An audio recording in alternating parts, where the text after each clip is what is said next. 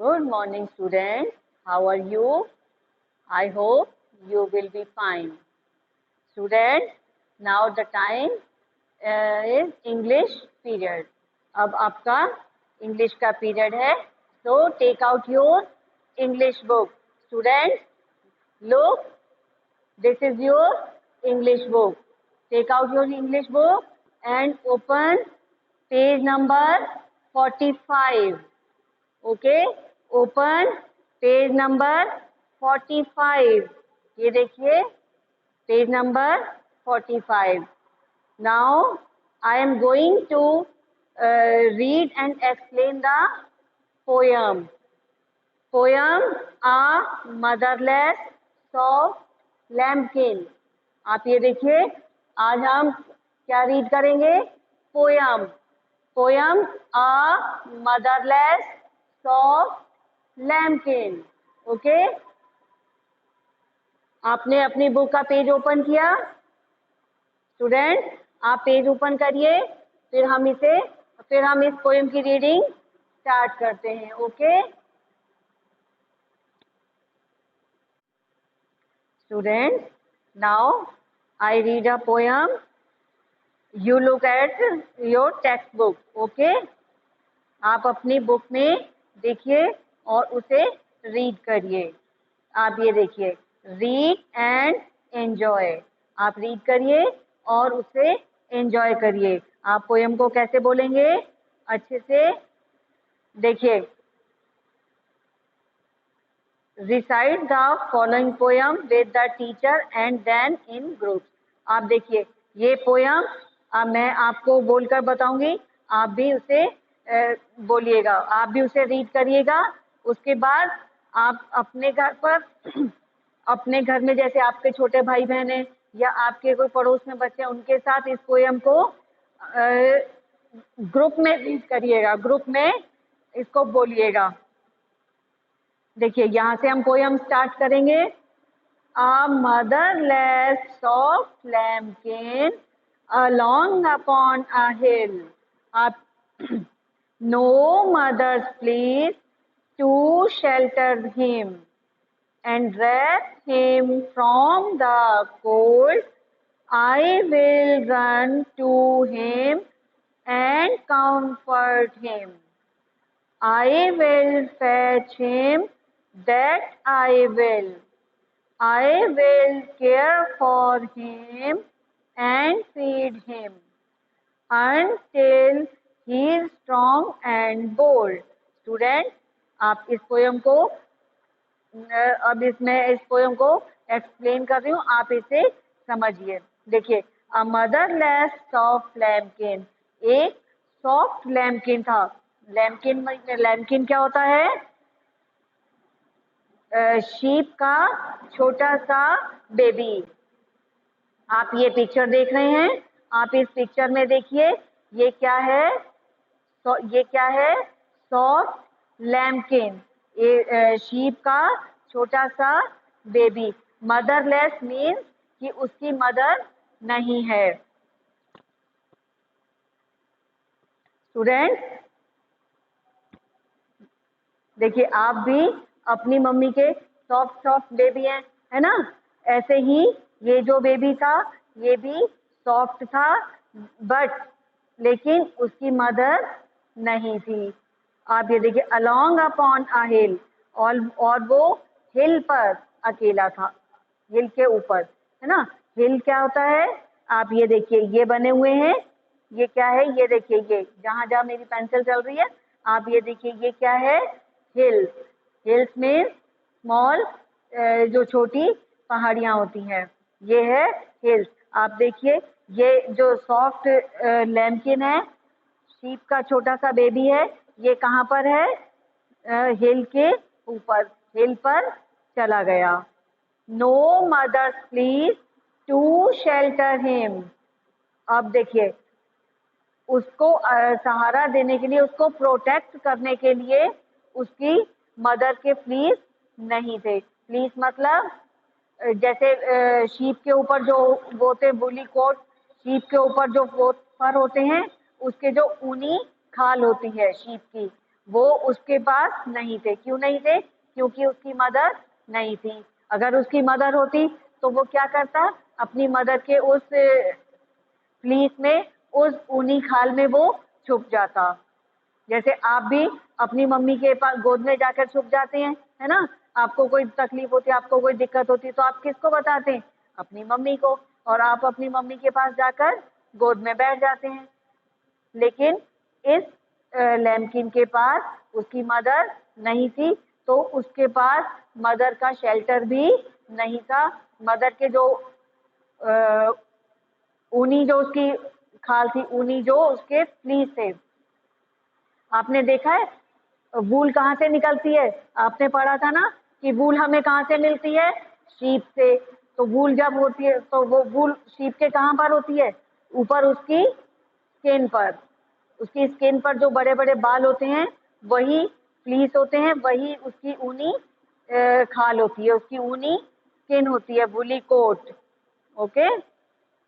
And wrap him from the cold. अगर उसकी mother होती तो उसको वो उस खाल में रैप कर लेती, उसको अपने वुली कोट में, वो अपने फ्लीस में उसको रैप मतलब कवर कवर कर लेती, उसको ढक लेती। जैसे आपकी मम्मी भी आपको, अगर आपको ठंड लगती है और आपकी मम्मी के पास शॉल होती तो वो उसमें उड़ाकर आपको ढक लेती है ना। इसी तरह शीप जो होती है वो भी अपने लैम्किन को, अपने बेबी को अपने उस वुली कोट में, अपने उस फ्लीस में कवर कर लेती है, उसको ढक लेती है। I will run to him and comfort him. अब देखिए इसमें जो पोइट है, इसका जो पोइट है इस पोयम का, जिस ने ये पोयम को लिखा है, वो क्या बोल रहा है कि I will run to him and comfort him, कि मैंने भागकर उसको, I will run to him, मैं उसके पास भागकर गया और मैंने उसे कंफर्ट किया, यानी कि उसको आराम दिया, उसको पकड़कर। I will fetch him that I will, और उसने क्या कहा कि मैंने उसको, और देखिए वो पोएट क्या बोल रहा है, I will fetch him that I will, कि मैं उसको वहां से वापस ले आया। I will care for him and feed him, और उसने क्या कहा, पोएट क्या बोलना चाह रहा है, पोएट ने क्या किया था उसके साथ?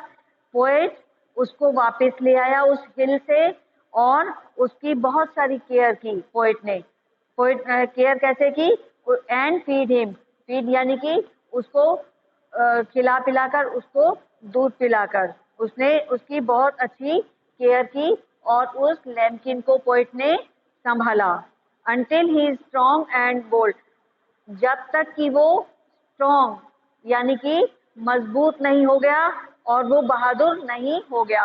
क्योंकि आप देखिए ये शीप का जो बेबी था वो अकेला था, जो छोटा भी था और वो अकेला भी था, और हिल पर यानी कि पहाड़ी पर वो अकेला परेशान था और डर भी रहा था। लेकिन जब पोइट उसे अपने साथ ले आया और पोइट ने उसकी केयर की, पोइट उसको बहुत प्यार करता था और उसने तब तक उसकी केयर की जब तक कि वो शीप का ये जो लैम्ब है ये स्ट्रॉन्ग और बोल्ड नहीं हो गया। स्ट्रॉन्ग मीन्स मजबूत और बोल्ड मीन्स बहादुर। अब देखिए आप छोटे हैं, है ना? आप जब आप छोटे हैं तो आपको अभी डर भी लगता होगा और आप इतने स्ट्रॉन्ग भी नहीं हैं, तो इसीलिए आपके मम्मी पापा आपकी केयर करते हैं कि नहीं? आपको आपके मम्मी पापा अच्छा अच्छा खिलाते पिलाते हैं, क्यों? क्योंकि जिससे आप स्ट्रॉन्ग बनो, है ना? तो इसी तरह से पोएट ने भी उसको स्ट्रॉन्ग किया और उसको बोल्ड किया। आप देखिए इस पोएम का जो पोएट है उसका नेम क्या है? क्रिस्टिना जी रोसेटी। क्रिस्टिना जी रोसेटी, क्या है इस पोएट का नेम? क्रिस्टिना जी रोसेटी। ओके, तो स्टूडेंट आप देखिए इस पोएम को मैं एक बार और रीड करूंगी, आप केयरफुली सुनिए। Listen carefully to me. आप अगर केयरफुली सुनेंगे तो आपको समझ में आएगा और आप पोएम को जल्दी से लर्न कर लेंगे, और आप पोएम को जब लर्न करेंगे उसके बाद आप पोयम को जैसे हम सॉन्ग गाते हैं इसी तरह आप पोयम गाइएगा। ओके, आप देखिए, a motherless soft lambkin along upon a hill, no mother's please to shelter him and wrap him from the cold. I will run to him and comfort him. I will fetch him, that I will. I will care for him and feed him until he is strong and bold. और student, आप poet का ये जो name है इसे भी learn करिएगा with spelling. आप पोएट के नेम की स्पेलिंग एंड नेम दोनों लर्न करिएगा। क्रिस्टिना, CHRISTINA,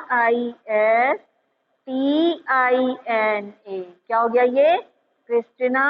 जी रोसेटी, ROSSETTI। ओके स्टूडेंट, तो आप इस पोयम को अच्छी तरह से रीड करिए और इसे लर्न करिए।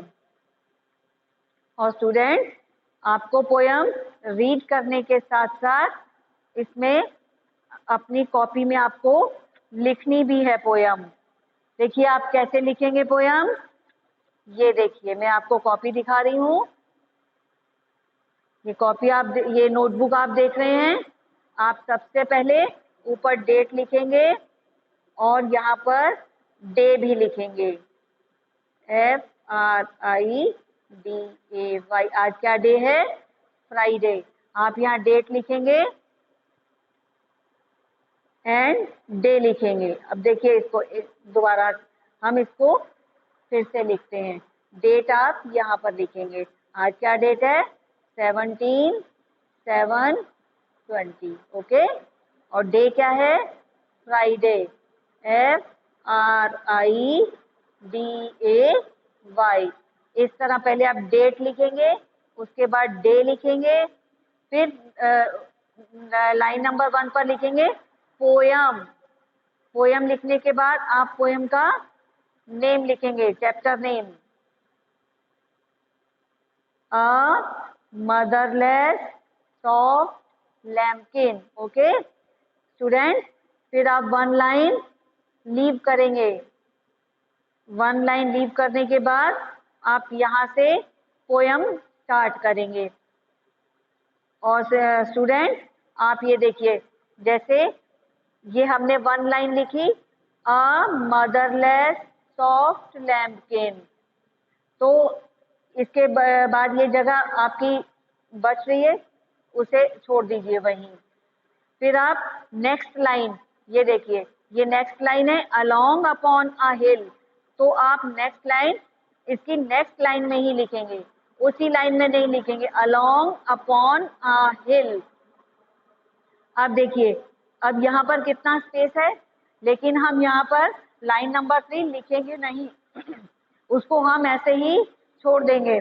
फिर हम लाइन नंबर 3 नीचे से लिखेंगे, no mothers please to shelter him and wrap him from the cold. अब देखिए उसके बाद लाइन नंबर 5, आप लाइन नंबर 5 नीचे से लिखेंगे। फिर यहाँ लिखेंगे line number 6, line number 7, line number 8। उसके बाद आप फिर पोइट का नेम भी लिखेंगे। पोइट का नेम क्या लिखेंगे? क्रिस्टिना जी रोसेटी। ओके